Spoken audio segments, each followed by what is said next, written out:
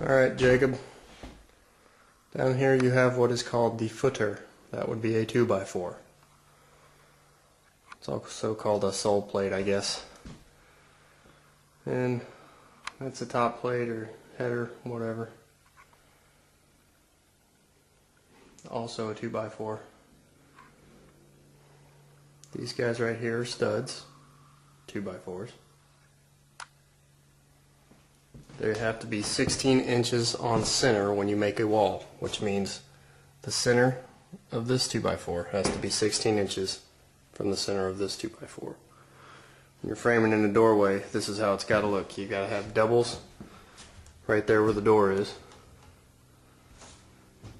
This is your header. It's got to be a 2x6. You gap it in the center and you rest it on these.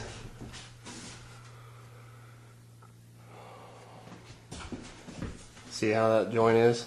This one goes through, rests on this first 2x4, and then nails into this one from this side. And then go 16 inches over. You've got this little guy right here. They call that the Jacob post because he's little. And then you got another little Jake right there. Another Jake right there.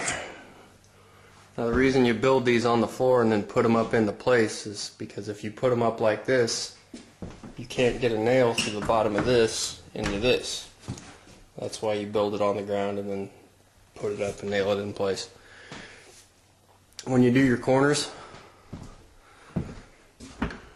it has to look like this, and the reason it has to look like that is so you can, when you lay your drywall on here, you've got to have something to fasten it to here and here. So that's why that corner has to look like that. And to get it to look like that, you've got to use either 3 2x4s like I did here, or instead of this center one, you can use the spacer technique where you just cut up a couple 2x4s and put the spacers in there.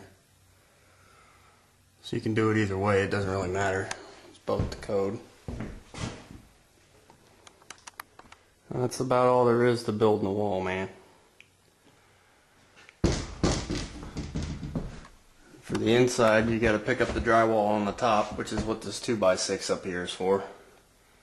So when you put the top piece of drywall in, you can fasten it up in there.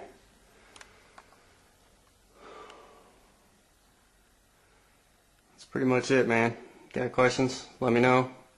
Otherwise, get off your ass and learn like I did. Peace, Nickel.